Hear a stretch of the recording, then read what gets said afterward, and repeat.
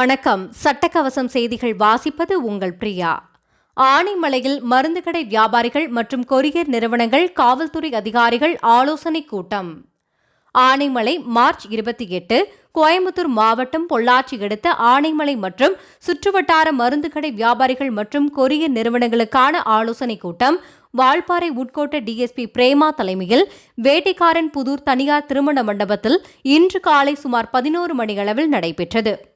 இதில் வால்பாறை உட்கோட்ட காவல் துணை கண்காணிப்பாளர் Pavithra, Anaimalai circle inspector Muthupandi, sub inspector Vignesh ஆகியோர் பங்கேற்றனர்.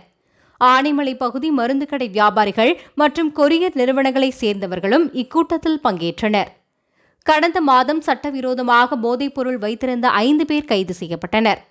போதைப் பொருட்கள் பயன்பாட்டை தடுக்க கூட்டத்தில் வால்பாறை உட்கோட்ட காவல் துணை கண்காணிப்பாளர் பவித்ரா மருந்து விற்பனையாளர்களிடம் கூறும்போது, மருத்துவரின் பரிந்துரை இல்லாமல் மருந்துகள் வழங்கப்படக்கூடாது, காலாவதியான மருந்து சீட்டுகளுக்கு மருந்துகள் வழங்கக்கூடாது, அனைத்து மருந்து கடைகளில் சிசிடிவி கேமரா பொருத்தப்பட வேண்டும், மேலும் நுழைவாயிலிலும் சாலையை எதிர்கொள்ளும் இடத்திலும் ஒன்றை நிறுவ வேண்டும், வலி நிவாரணி மற்றும் காப்சிரவுகள் கேட்கும் குழந்தைகள், இளைஞர் குழுக்களுக்கு மருந்து சான்றிதழ் இல்லாமல் மருந்துகள் வழங்கப்படக்கூடாது, மேலும் அவர்களிடம் உள்ள மருந்துகளுக்கு முறையான ஆவணங்கள் பராமரிக்கப்பட வேண்டும், மருந்துகளை விற்கும்போது மருந்துகளுக்கு பில் கொடுக்கப்பட வேண்டும், வாடிக்கையாளரின் பெயர்கள் மற்றும் முகவரியை குறிப்பிடும் பில் ஆகியவற்றை வழங்குவது கட்டாயமாகும்.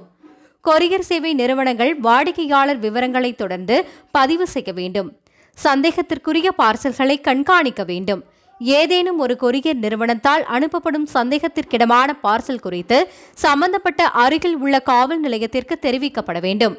கொரியர் அலுவலகங்களில் சிசிடிவி கேமராக்கள் பொருத்தப்பட வேண்டும் என பல்வேறு அறிவுரைகள் வழங்கப்பட்டது. சட்டக்கவசம் செய்திகளுக்காக தலைமை செய்தியாளர் ஏ. அப்பாஸ்.